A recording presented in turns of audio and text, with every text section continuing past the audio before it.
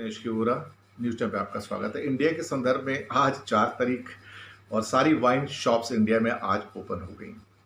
Wine shop open होते ही पूरे India के अंदर ए टू जेड, जी हाँ, south to north, east to west, आपको इतनी लंबी क्यूज देखने को मिली है और कई जगह तो केओटिक सिचुएशन हो गई, इतनी भीड़ हो गई कि दिल्ली में शायद एक दो जगह की रिपोर्ट है जहाँ पे पुलिस को आके वाइन शॉप्स क्लोज करवानी पड़ी।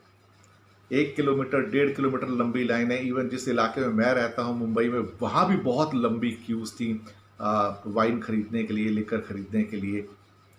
तो कभी कभी देख के लगता है कि कहीं तो लोगों को देख के रोना आता है कि उनके पास खाना खाने के लिए पैसे नहीं है, और कहीं पर ऐसा लगता है कि जैसे लोगों के पास इतना पैसा है कि वो इंतज़ार करने को तैयार है, मीलों मील की लाइन लगा के, भीड़ बना के, कि कैसे भी करके वाइन, लिकर, विस्की, बियर खरीद ली जाए, वोडका खरीद लिया जाए।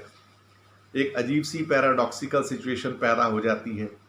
तो लेकिन सरकारें भी क्या करें। अब सरकारों का हाल तो ये था कि दिल्ली सरकार के मुख्यमंत्री केजरीवाल जी कल बता रहे थे कि उनका जो मंथली रेवेन्यू है 3,500 करोड़ रुपए का, जो घट के 300 करोड़ रुपए आ गया, तो वो गुजारा कैसे चलाएंगे? गुजारा चला ही नहीं सकते।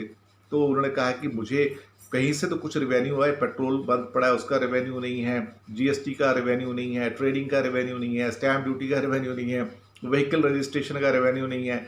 तो अब ये वाइन शॉप खुले तो कम से कम कहीं से कुछ तो रेवेन्यू आएगा। और वैसे भी इंडिया में वाइन्स वगैरह काफ़ी महंगी हैं, एक्सपेंसिव है, क्योंकि टैक्सेस बहुत ज़्यादा है इनके ऊपर।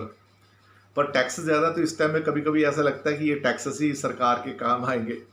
तो आज ये जितने भी हमारे जो टिपलर्स हैं, जो जो ड्रिंक करने वाले हैं, उनके लिए तो गोल्डन मौका हो गया कि उनको 1.5 महीने के बाद कम से कम वाइन शॉप्स खुली नज़र आए तो उनके चेहरों के ऊपर खुशी देख सकता था। मैं सुबह खुद भी ज़रा सा बाहर उतर के देख के आया था कि हालचाल देखें कि वाइन शॉप के बाहर क्या हाल है। तो बहुत लंबी लाइन थी, मैं खुद भी देख के हैरान हो गया। शॉप ओपन भी नहीं हुई थी, लोग लाइन लगा के पेशेंटली खड़े थे।